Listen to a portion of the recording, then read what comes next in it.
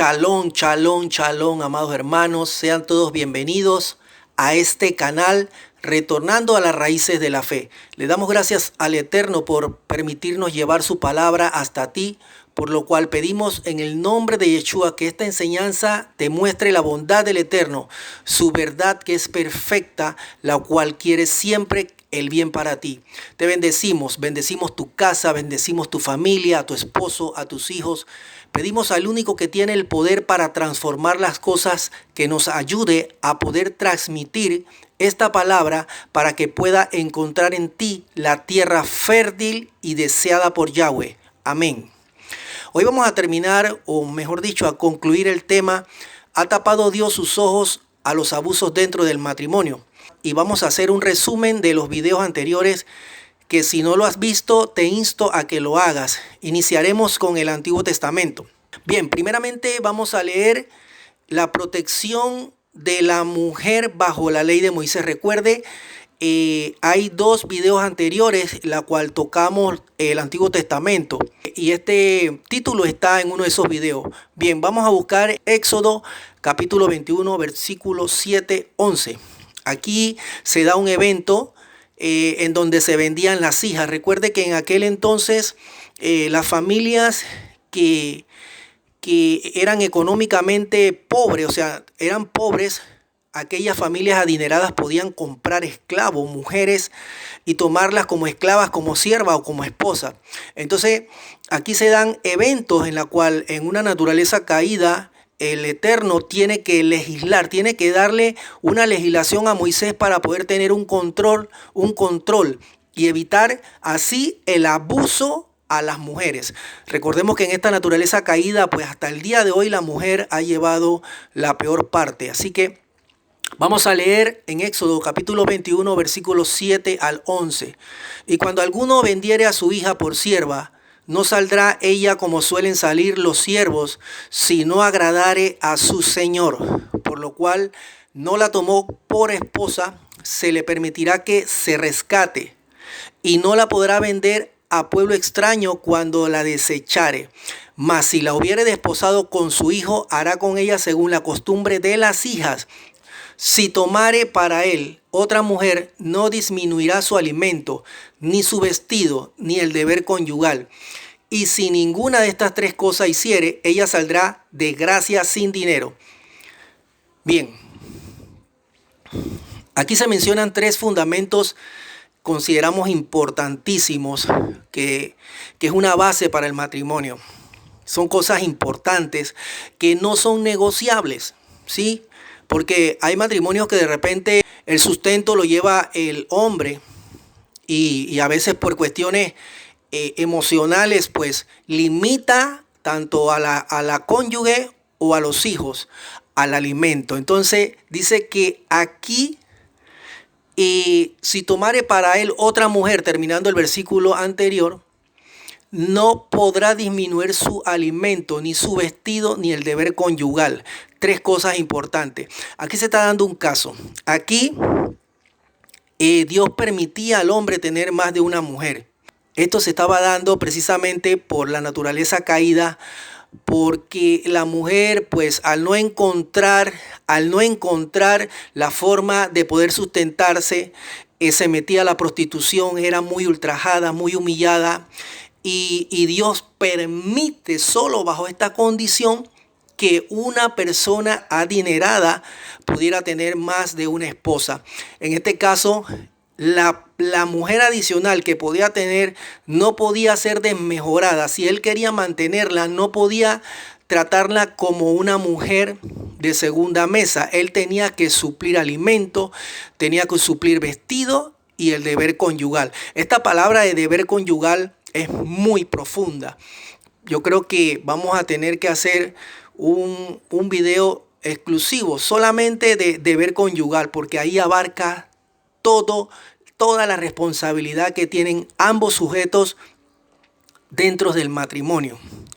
Así que termina diciendo el versículo: y si ninguna de estas tres cosas hiciere, ella saldrá de gracia sin dinero. Esto significa solamente que si no cumple estos requisitos que dice la palabra aquí, él tiene que dejarla ir, libre.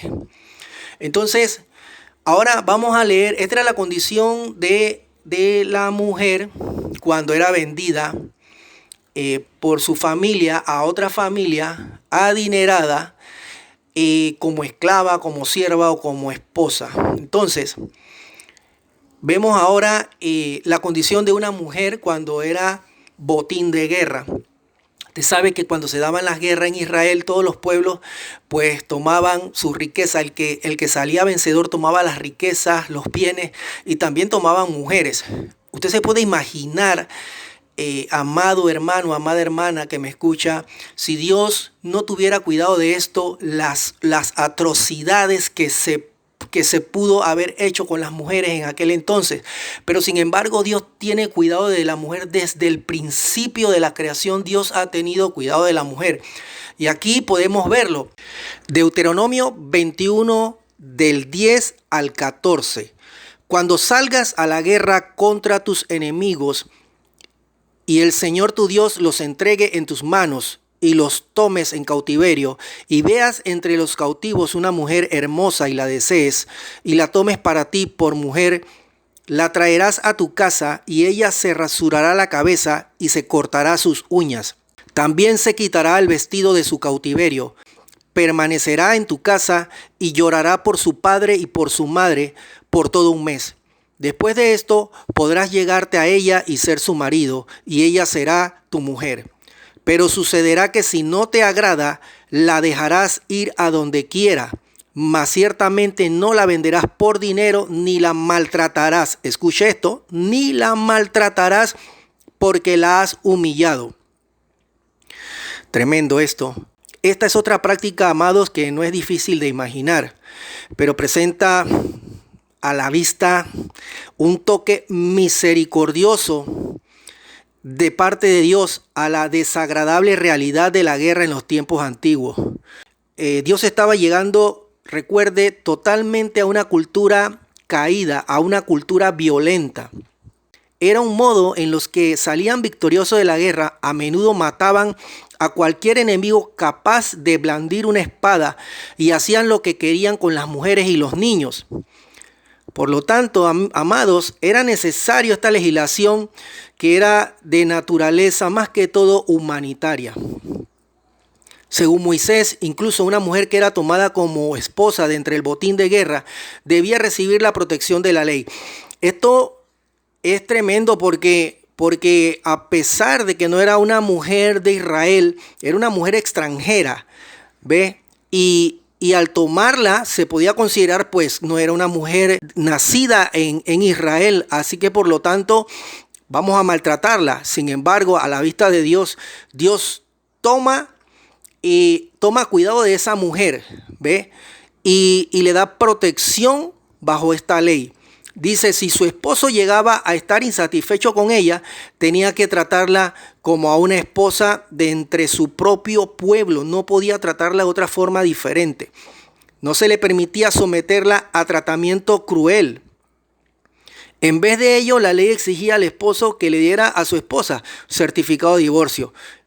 No se podía maltratar a una mujer extranjera que había sido tomada como botín de guerra y luego tomada como una esposa. No se podía tratar con crueldad. Y si Dios tiene cuidado de una mujer, imagínense en este sentido, una mujer extranjera tratada con crueldad, el Señor a través de la ley de Moisés, imagínense, cuánto más a una hija de Dios, a una hija de Dios. Así que la mujer, es imagen de Dios en donde esté, que sea una mujer hija de Dios o no lo sea, siempre Dios va a tener cuidado de la mujer. Siempre Dios va a tener cuidado de la mujer, amado. Así que ahora vamos a pasar a la protección a las esposas no amadas. Y aquí Moisés escribió otra ley que había hecho que un hombre lo pensara 2 veces antes de divorciarse de su esposa. Tremendo. Vamos a ver qué dice esta ley en Deuteronomio 24 del 1 al 4. En Deuteronomio capítulo 24, versículo 1 al 4, Dice, cuando uno toma a una mujer y se casa con ella, si sucede que no le agradare porque ha encontrado algo reprochable en ella y le escribe certificado de divorcio, lo pone en su mano y le despide de su casa, y ella sale de su casa y llega a ser mujer de otro hombre. Si el segundo marido la aborrece y le escribe certificado de divorcio, lo pone en su mano y la despide de su casa, o si muere este último marido que la tomó para ser su mujer, el primer marido que la despidió no le es permitido tomarla nuevamente como mujer, porque ha sido menospreciada, pues es abominación ante el Señor. No traerás pecados sobre la tierra que el Señor tu Dios te da por heredad.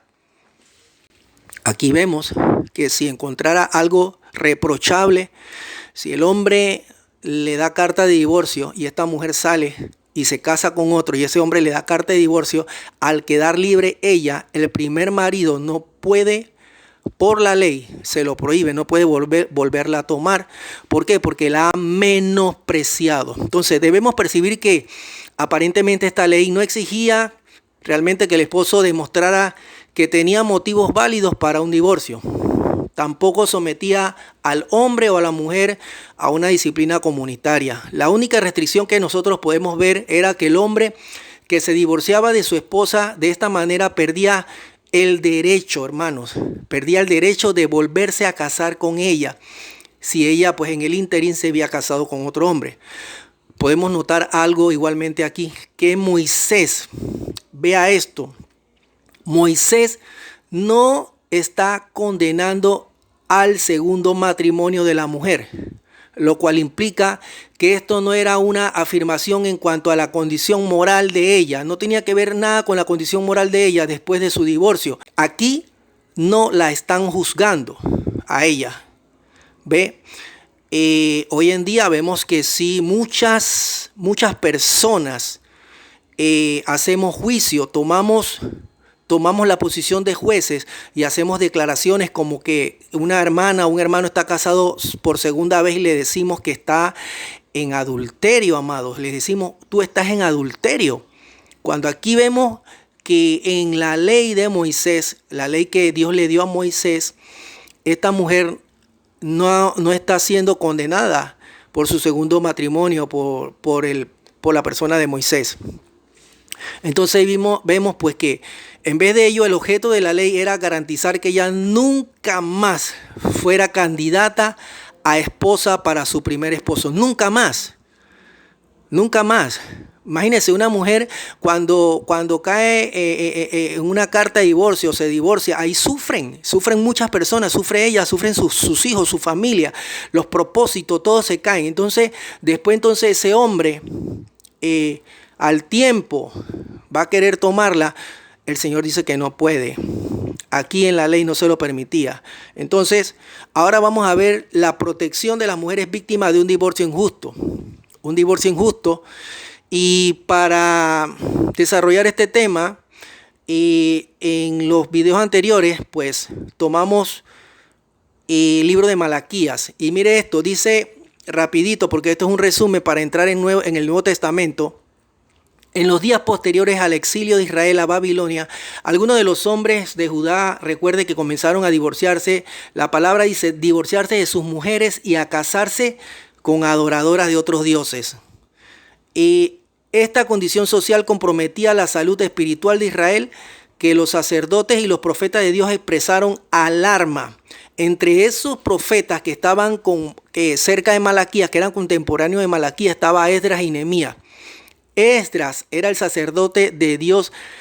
Este hombre estuvo tan indignado que exigió que los hombres de Israel se divorciaran de sus esposas paganas. Vamos a leerlo en Esdras capítulo 9, versículo 1 y 2. Dice: acabadas estas cosas, los príncipes vinieron a mí diciendo: el pueblo de Israel y los sacerdotes y levitas no se han separado de los pueblos de las tierras de los cananeos, heteos, fereceos, jebuseos, amonitas, moabitas, egipcios, amorreos, y hacen conforme a sus abominaciones, porque han tomado de las hijas de ellos para sí. Eso era para ser esposa.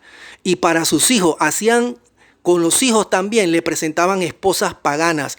Y el linaje santo ha sido mezclado con los pueblos de las tierras, y la mano de los príncipes y de los gobernadores ha sido la primera en cometer este pecado. Esdras estaba confrontando a estos sacerdotes. Igualmente el profeta Nehemías, en el capítulo 13, versículos 23-27, dice: vi asimismo en aquellos días a judíos que habían tomado mujeres de Asdod, amonitas y moabitas, y la mitad de sus hijos hablaban en lengua de Asdod, porque no sabían hablar hebreo, sino que hablaban conforme a la lengua de cada pueblo. Y reñí con ellos, dice el profeta, y los maldije y herí a algunos de ellos, y les arranqué los cabellos y les hice jurar diciendo: no daréis vuestras hijas a sus hijos, y no tomaréis de sus hijas para vuestros hijos, ni para vosotros mismos. ¿No pecó por esto Salomón, rey de Israel? Bien, que en muchas naciones no hubo rey como él, dice, no hubo rey como él, que era amado de su Dios, y Dios lo había puesto por rey sobre todo Israel. Aún a él le hicieron pecar las mujeres extranjeras. Y obedeceremos a vosotros para cometer todo este mal tan grande de prevaricar contra nuestro Dios, tomando mujeres extranjeras, le dice el profeta. Ahora, contemporáneo a este hombre, vamos a encontrar aquí, ya terminando lo que es el Antiguo Testamento y los dos primeros videos, a Malaquías, un profeta en la cual hay un pasaje que es el que usan muchas personas cuando hay una persona tomando decisiones. Este profeta escribe en el capítulo 2 algo bien interesante, pero primero vamos a leer Malaquías capítulo 2 versículo 1-2. Dice así: ahora pues, oh sacerdotes, para vosotros es este mandamiento: si no oyeres y si no decidís de corazón dar gloria a mi nombre, ha dicho Jehová de los ejércitos, enviaré maldición sobre vosotros y maldeciré vuestras bendiciones, y aún las he maldecido porque no os habéis decidido de corazón. Está hablándole, iniciando el capítulo 2, a los sacerdotes. Oigan mandamiento, escuchan mandamiento. Ahora vamos a ver, en el mismo 2, 11, 13 dice: prevaricó Judá y en Israel y en Jerusalén se ha cometido abominación, dice el Señor, se ha cometido abominación porque Judá ha profanado el santuario de Jehová que él amó y se casó con hija de Dios extraño. Jehová cortará de la tienda de Jacob al hombre que hiciere esto, al que vela y al que responde, y al que ofrece ofrenda a Jehová de los ejércitos. Y esta otra vez haréis cubrir el altar de Jehová de lágrimas, de llanto y de clamor. Así que no miraré más a la ofrenda para aceptarla con gusto de vuestra mano. Así decía el Señor a través del profeta Malaquías a los sacerdotes que se estaban casando con mujeres paganas, adoradoras de otros dioses. Entonces, ahora vea Malaquías 2:16, pero vamos a leerlo primeramente vamos a leerlo en la versión Reina Valera. Porque Jehová Dios de Israel ha dicho que él aborrece el repudio y al que cubre de iniquidad su vestido. Dijo Jehová de los ejércitos: guardaos pues en vuestro espíritu y no seáis desleales. Y aquí esta palabra, pues, muchos la toman fuera del contexto, la arrancan, y cuando hay una persona pues que está por tomar una decisión de separarse, a esta persona, a esta mujer, la están humillando, está afectada psicológicamente, físicamente, y no solamente ella, porque a veces estamos hablando solamente en torno a la mujer, pero si tiene hijos, peor, porque no solamente la afectación es de ella, sino de los niños que están debajo de esa cobertura supuesta de un hombre y una mujer. Entonces vemos que esa mujer, cuando está tomando una decisión, pues le sacan este versículo diciendo: Dios aborrece el divorcio. Aquí en esta versión dice repudio, pero hay otras que dice Dios aborrece el divorcio. Pero realmente esto es lo que Dios dijo. O sea, Y cuando uno tiene una relación íntima con el Señor, muchas veces yo he escuchado a amigos, amigas decir, mi Dios no es así. Mi Dios no es así. Hay algo aquí escondido detrás de todo esto, hermano. Y entonces uno se pone como que no puede ser, mi Dios no es así. O sea, estoy encerrado en algo que no puedo demostrar. No puedo demostrarle a las personas que tengo una afectación, a los jueces que tengo una afectación, a la iglesia que tengo una afectación psicológica, física, que hay trauma. No puedo demostrarlo. Entonces, esa persona se siente encerrada en una palabra y expuesta incluso a morir, porque no se puede librar del duro corazón de aquella persona. Y entonces le sacan ese versículo, porque Jehová Dios de Israel ha dicho que él aborrece el repudio, aborrece el divorcio. Bueno, y yo me tomé la tarea de buscar en otras versiones, increíble. Y leí dos versiones, una versión española y una versión que dice la versión Palabra de Dios para Todos, PDT. Usted puede buscarla en su casa, amado hermano, amada hermana. Dice la versión Palabra de Dios para Todos en PDT. El Señor, el Dios de Israel, dice que el que odia a su mujer, escuche esto, el Señor, el Dios de Israel, dice que el que odia a su mujer y se divorcia de ella, deja ver lo cruel que es, dice el Señor Todopoderoso. Así que cuídese cada uno y no sean infieles.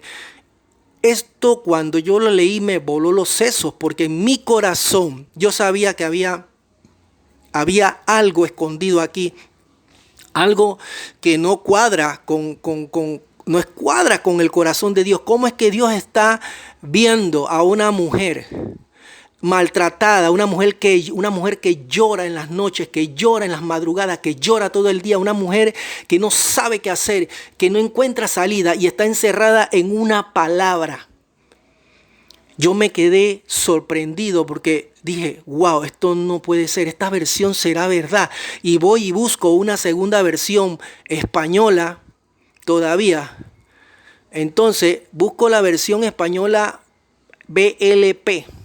Sus siglas no sé todavía qué significan, pero dice, pues el que repudia a su esposa porque ha dejado de amarla, dice el Señor Dios de Israel, se comporta de forma violenta, dice el Señor del universo. Así pues, cuidad vuestro espíritu y no seáis infieles.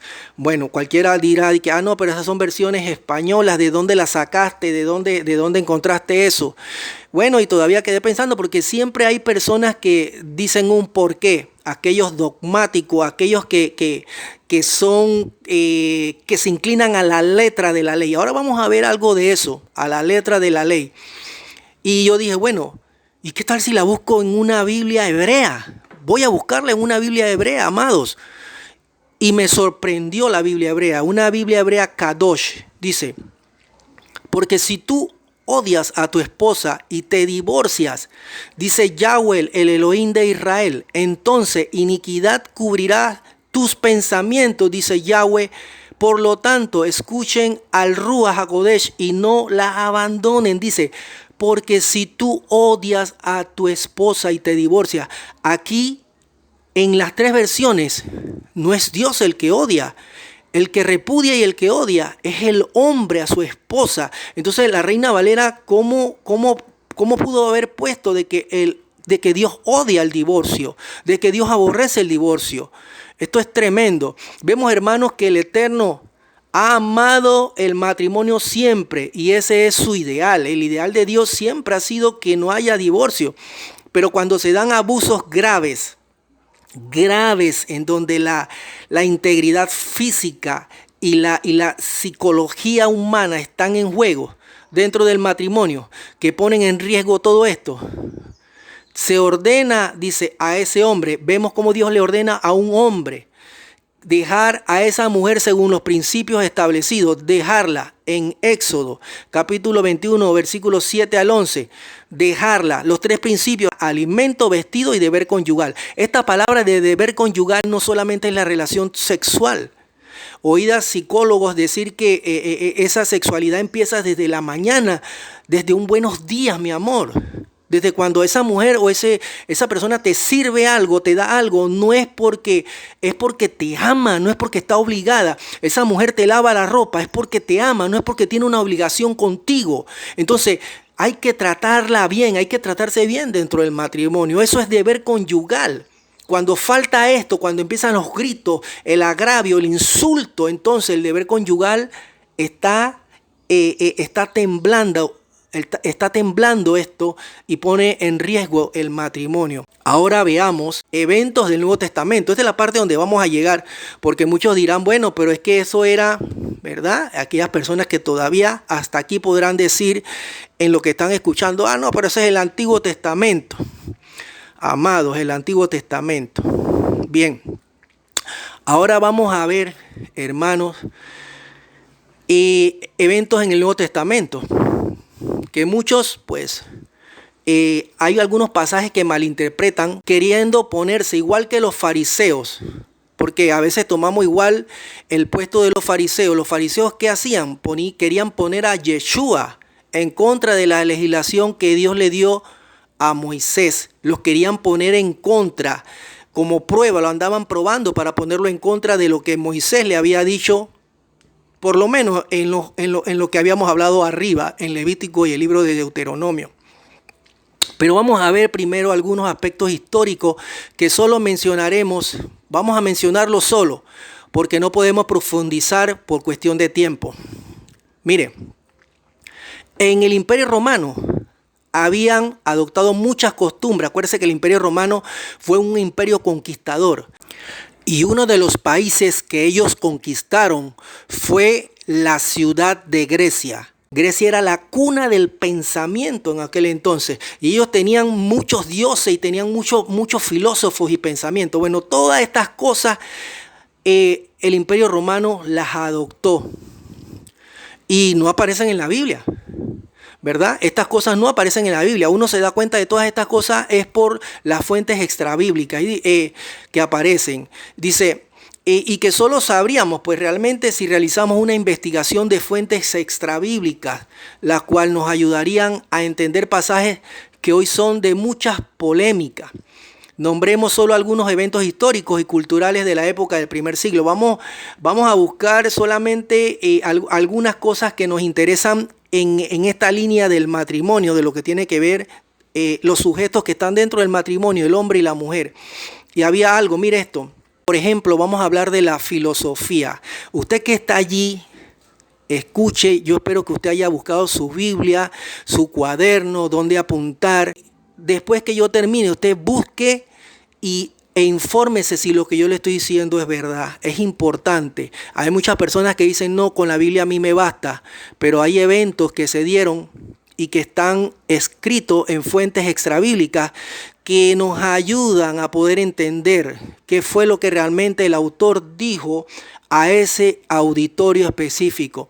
Entonces, pero en el primer siglo estaba la filosofía fuerte en el Imperio Romano. Acuérdense que era un imperio greco-romano, era una combinación, había muchos griegos, ¿verdad? Y la filosofía estaba muy fuerte.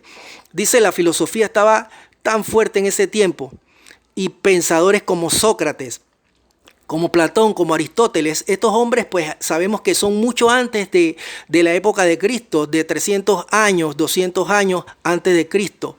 Pero esta gente que eran griegos habían dejado un legado en esa cultura, sus pensamientos, ¿verdad? Y entre uno de esos pensamientos ellos tenían, por ejemplo, que la mujer era un ser inferior al hombre, que era de la misma naturaleza de un animal, que la mujer no tenía imagen de Dios, solo el hombre. Y esto fue aclarado por el apóstol Pablo. Vemos que desde que el hombre cayó, la mujer fue ultrajada, fue humillada, fue puesta debajo del hombre siempre, ¿verdad? Y eso es lo que hoy hasta se predica, ¿verdad? Porque decimos que la cabeza del hogar es el hombre. Yo eso difiero, porque yo, para mí, la cabeza de un hogar debe ser Jesucristo. Debe ser Yeshua, debe ser el que es la cabeza del hogar. Y vemos pues que Los filósofos estaba bien fuertísimo en ese primer siglo, que la mujer no era imagen de Dios, y parece que esta cuestión llegó a las congregaciones. Empezaron discusiones en que decían que la mujer no era imagen de Dios. Fíjese, mire eso. Y parece que una de esas cartas le escriben a Pablo, y Pablo responde a la iglesia de Éfeso. Y le responde, dice: este evento fue aclarado por el apóstol Pablo cuando usa la palabra kefalé para cabeza. Cuando nosotros entendemos cabeza, pensamos que es autoridad, pero Pablo, cuando está escribiendo, y yo creo que en el griego, aquí pues es griego, la palabra kefalé casi siempre o siempre en el primer siglo se usaba para origen, para fuente. Esto no se usaba para otra cosa. En Efesios 5, 22, 24 dice: para decir que el hombre, él lo usó, para decir que el hombre era el origen de la mujer. Y por lo tanto ella también, como el hombre era imagen de Dios y la mujer había salido del hombre, el hombre era su fuente, entonces la mujer era imagen de Dios como el hombre también era imagen de Dios. Esa era la enseñanza. Entonces Pablo empieza a hacer aclaraciones porque la filosofía empieza a entrar en ese lugar. Kefalé era usado en el griego para designar fuente, origen, nunca como autoridad. Ni cabeza como superioridad, sino como la cabeza de un río. Se usaba como cabeza de un río donde se origina una fuente, donde salen las primeras corrientes de aguas hasta que todas se juntan y forman un gran río. En esa línea, fuente o origen, el hombre es el origen de la mujer. La mujer salió de allí. Como el hombre es imagen de Dios, entonces la mujer también es imagen de Dios. Y se acabó la discusión. Pero pues en el tiempo de Yeshua estaban los filósofos muy fuertes. Y recuerde que habían escuelas epicúreas. Usted lo puede buscar en la Biblia. Estos epicúreos, los estoicos, sí estaban redactados en la palabra de Dios. Bueno, y gracias a Dios por el apóstol Pablo, porque Dios comisiona a un hombre muy preparado en la Torá, preparado, instruido en las costumbres, celoso de todo lo que él hacía, y un hombre muy intelectual. Yo sé que también sabía cómo enfrentar la filosofía de aquel momento. Entonces, estaban estas dos escuelas que, claro, eran pues de alguna manera seguidores de toda esa enseñanza de Sócrates, de Platón y de Aristóteles. Entonces, ahora, no solamente estaba la filosofía, sino también habían escuelas rabínicas de interpretación de la Torá. Y aquí vamos a poner mucha atención porque es increíble esto. Estaban dos escuelas rabínicas, la escuela de Hillel y la de Shammai. No sé si usted ha escuchado de esto, pero todo esto se lo digo como un antecedente histórico-cultural para poder entrar ahora a estudiar el comportamiento o lo que hizo Jesús cuando fue confrontado con los fariseos, con los escribas y con los saduceos, con respecto al evento del matrimonio, del divorcio. Pero por eso le estoy dando este antecedente para que usted esté claro de la condición histórica del momento, porque solo así lo va a poder entender, amado hermano, amada hermana. Dice, el Sanedrín estaba compuesto por fariseos y saduceos, pero dentro de la línea de los fariseos, de los rabinos fariseos, estaban los que seguían a Hillel y los que seguían a Shammai. Habían unos que, estos de Shammai y Hillel, siempre estaban discutiendo la Torá, siempre estaban discutiendo para ver cuál era la intención original de la escritura, siempre estaban discutiendo. Y esos rabinos fariseos estaban divididos, pero al final los de Hillel con el tiempo fueron más escuchados. Entonces estas dos corrientes estaban allí, téngalo presente. Estas dos escuelas de interpretación siempre estaban discutiendo las escrituras. Los de Shammai hacían solo énfasis en la letra de la ley. Escuche, grábese esto. Los de Shammai hacían solo énfasis en la letra de la ley. Usted escuchó por ahí que dice, la letra mata. Recuerde esto, los de Shammai hacían solo énfasis en la letra de la ley.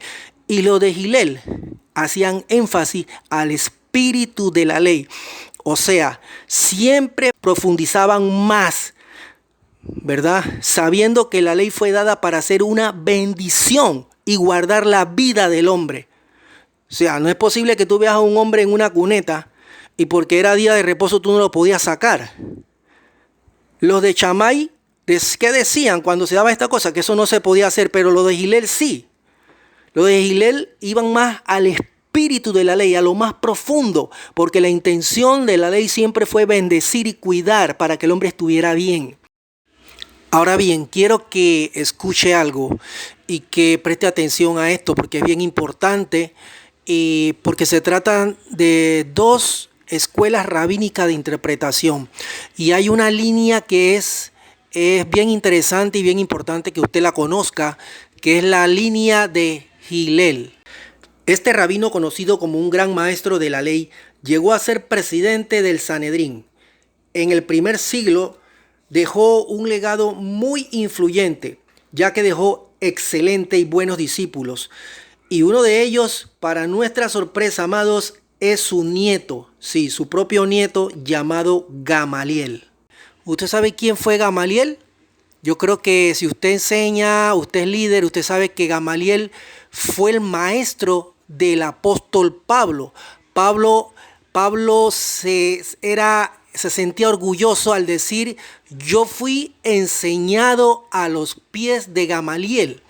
O sea que Pablo tenía como un maestro a Gamaliel, que era de la línea de la escuela de Gilel, aquellos que se iban al espíritu de la ley. En la misma línea en la que venía Yeshua, porque Yeshua confrontó a la línea de Chamay, que eran los de la letra de la ley. Por eso es que decía que la letra te mata. O sea, ellos se volvieron insensibles, no amaban al prójimo, podían ver a alguien tirado en un camino y no lo recogían. O sea, la letra de la ley los mataba. Y sin embargo, la escuela de Gilel de interpretación se iba más al espíritu de la ley. Era a esta escuela a la que pertenecía el apóstol Pablo. Ok, ahora con este antecedente histórico-cultural, veamos cómo confrontó Yeshua a los que querían ponerlo en contra de la legislación de Moisés. Veamos. Yeshua en su sermón del monte repetidamente mostró cómo los hombres religiosos habían usado mal las leyes de Dios para crear una disculpa para su pecado. Uno de sus ejemplos se refería a la opinión rabínica imperante sobre un texto que ya hemos considerado anteriormente. Un grupo influyente de rabinos estaba enseñando sobre la base de Deuteronomio 24:1-4 que un hombre justo podía divorciarse de su esposa por cualquier razón o por todas las razones que hubiera. Así que Yeshua hizo la observación. Vamos a leerlo. Mateo 5:27-28 dice: oíste que fue dicho, no cometerás adulterio, pero yo os digo que cualquiera que mira a su mujer para codiciarla ya adulteró con ella en su corazón. ¿Esto no le recuerda algo? La ley decía no cometerás adulterio, pero dice, pero yo os digo que el que mira, ¿no le recuerda algo? Sí, amado, escuela de Gilel, el espíritu de la ley, no la letra. Sí, señores, tremendo, tremendo. Qué tremendo era el Señor, ¿verdad? Ahora mire, Mateo 5:31-32, también fue dicho, cualquiera que repudia a su mujer, dele carta de divorcio, pero yo os digo que el que repudia a su mujer, a no ser por causa de fornicación, hace que ella adultere, y el que se casa con la repudiada comete adulterio. Y aquí vamos entrando en lo espeso. Es evidente que Yeshua está discrepando, amados, con la enseñanza de los rabinos de divorciarse por cualquier razón. Estaban buscando una excusa, ¿verdad? ¿Qué quiso decir cuando dijo que un hombre que se divorcia injustamente de su esposa la hace cometer adulterio? ¿Acaso no estaba de acuerdo Yeshua con Moisés, quien le había permitido a esos hombres divorciarse de sus esposas? Y estaba también diciendo que Moisés permitía un tipo de divorcio que convertía en adúlteras a las mujeres víctimas de un divorcio injusto. No. Yeshua no podía estar en contra de lo que Moisés había dicho. Podemos comenzar a responder esta pregunta estudiando de cerca el contexto. Yeshua estaba explicando que el reino de Dios se caracterizaba por la rectitud de las relaciones correctas con Dios y con los demás, la cual comienza en el corazón, amados. Yeshua estaba confrontando a los maestros religiosos que se centraban en la letra de la ley, mientras ignoraban su intención o espíritu. Cuando Yeshua dijo que aquel que mira a una mujer lujuriosamente ya ha cometido adulterio, se estaba centrando en la raíz de un comportamiento dañino. Eso nace en el corazón. Por medio de tales declaraciones, Yeshua estaba ofreciendo un entendimiento profundo y no solo una legislación. Por lo tanto, Yeshua estaba ayudando a sus oyentes a que se centraran en los problemas más profundos del alma y vieran el daño que los esposos con pretensiones de superioridad moral les estaban haciendo a sus esposas cuando se divorciaban de ellas por cualquier motivo que no fuera infidelidad sexual. A la luz de esto, consideramos una vez más las palabras de Yeshua. Pero yo os digo que todo aquel que repudia a su mujer, a no ser por causa de infidelidad, le hace cometer adulterio. Y cualquiera que se casa con una mujer repudiada comete adulterio. Parece improbable, amados, que Yeshua estuviera agravando intencionalmente la carga de las mujeres, ¿verdad? Víctimas de un divorcio injusto o de una relación tóxica. Ninguna de estas dos cosas es consistente desde el punto de vista bíblico, amados, como para pensar que él estuviera discrepando con Moisés porque este último hubiera permitido el divorcio y el nuevo casamiento. Si en vez de ello nos quedamos dentro del contexto, es posible que veamos que nuestro Señor Yeshua estaba enfrentando las pretensiones de superioridad moral de hombres despiadados. Veamos otro ejemplo en donde confrontan a Yeshua. Esto está en Mateo capítulo 19, verso 3 al 9. Entonces vinieron a él los fariseos tentándoles, diciéndole: ¿es lícito al hombre repudiar a su mujer por cualquier causa? Él respondiendo les dijo: ¿no habéis leído que él los hizo al principio, varón y hembra los hizo? Y dijo: por esto el hombre dejará padre y madre y se unirá a su mujer, y los dos serán una sola carne. Así que no son ya más dos, sino una sola carne. Por tanto, lo que Dios juntó, no lo separe el hombre. Le dijeron: ¿por qué pues mandó Moisés dar carta de divorcio y repudiarla? Él les dijo: por la dureza de vuestro corazón. Moisés os permitió repudiar a vuestras mujeres, mas al principio no fue así. Y os digo que cualquiera que repudia a su mujer salvo por causa de fornicación y se casa con otra, adultera, y el que se casa con la repudiada, adultera. Sin duda, lo que más preocupaba a Yeshua era el hecho de que la mujer bien podía terminar muerta o siendo víctima de un abuso atroz. Si el hombre no podía deshacerse de ella, claro. Esto era de gran preocupación para Yeshua. Hoy esa misma dureza continúa en nosotros. Muchas veces, amados, es mejor que se dé un divorcio a que la vida se haga intolerable. Nadie considera un divorcio como algo que se elija porque se quiera. Pero por supuesto, un matrimonio atroz tampoco es algo bueno. Y debemos resistirnos a cualquier intento por clasificar el divorcio como una forma de maldad especial e irremediable. No lo es. Algunas veces el divorcio es el camino correcto a seguir después de haberlo considerado todo. En el Israel del primer siglo solo las mujeres ricas podían divorciarse a través de las autoridades romanas. Y sabemos que aunque Moisés no permitía que una mujer emitiera un certificado de divorcio, les daba a los ancianos de Israel una base legal para liberar a una mujer del abandono, el desprecio y el abuso de un esposo cruel. Ahora vamos a pasar a la protección de la mujer en base a lo que Yeshua no mencionó. Y esto lo terminó pues de añadir, y no porque le faltaba, sino porque eran eventos y circunstancias que se fueron dando en la historia, en el tiempo, y que una pues legisló Moisés, otra en donde Jesús aparece para darle el verdadero significado, la verdadera intención y el espíritu de la ley a los rabinos, los fariseos que habían olvidado la verdadera intención de la ley. Pero ahora se une a todos estos maestros el rabino Saulo de Tarso, mejor conocido como el apóstol Pablo. En otro pasaje que a menudo se pasa por alto, vemos que el apóstol Pablo nos da un ejemplo del Nuevo Testamento que es consistente tanto con Moisés como con Yeshua en cuanto al matrimonio y el divorcio. Y esto está en 1 Corintios capítulo 7, versículo 10 al 11. Dice así: pero a los que están unidos en matrimonio mando no yo, sino el Señor, que la mujer no se separe del marido, y si se separa, quédese sin casar o reconcíliese con su marido, y que el marido no abandone a su mujer. Aquí Pablo está respondiendo, amados, a una pregunta hecha en una de las cartas, pues que no tenemos esas cartas, pero sabemos que él está contestando a una de esas cartas con respecto al matrimonio y el papel de la intimidad dentro de este. Ahora, en esta cultura de Corintios, que era una cultura un poco traviesa y tremenda, marcada por la complacencia sexual, algunos aparentemente abogaban por la abstinencia sexual, incluso dentro del matrimonio, como si fuera la manera más completa de expresar su devoción a Cristo. O sea, cuando se anexaban a la comunidad cristiana, ellos pensaban pues que abstenerse sexualmente era una forma correcta de poder agradar al Señor. Sin embargo, esto claro que afectaba a las mujeres, ¿verdad?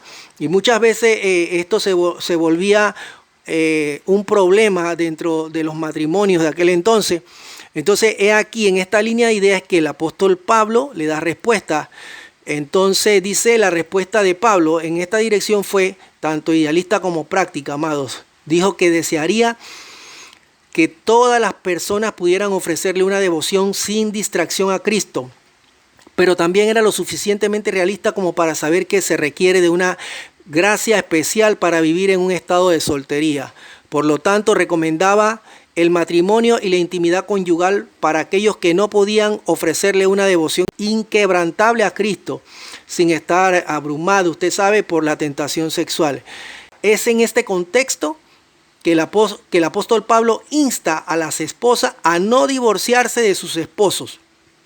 Y luego añadió que si lo hacían, debían de permanecer solas o reconciliarse. Pablo trata otras situaciones adicionales con la sensibilidad del Espíritu de Cristo. Pero a los demás dice y añade, digo yo, no el Señor, que si un hermano tiene una mujer que no es creyente, no la abandone. Sin embargo, si el que no es creyente se separa, que se separe. En tales casos el hermano o hermana no está obligada, sino que Dios ha llamado a vivir en paz. Así que en respuesta a las preguntas de los corintios, Pablo deliberó acerca de asuntos adicionales sobre el matrimonio y el divorcio que nuestro Señor Yeshua no había tratado. En el proceso, amado, se unió a Moisés y a Yeshua para juntos llegar a ser parte de todo el consejo de Dios en la comprensión del ideal del matrimonio y las condiciones bajo las cuales se puede perder una relación.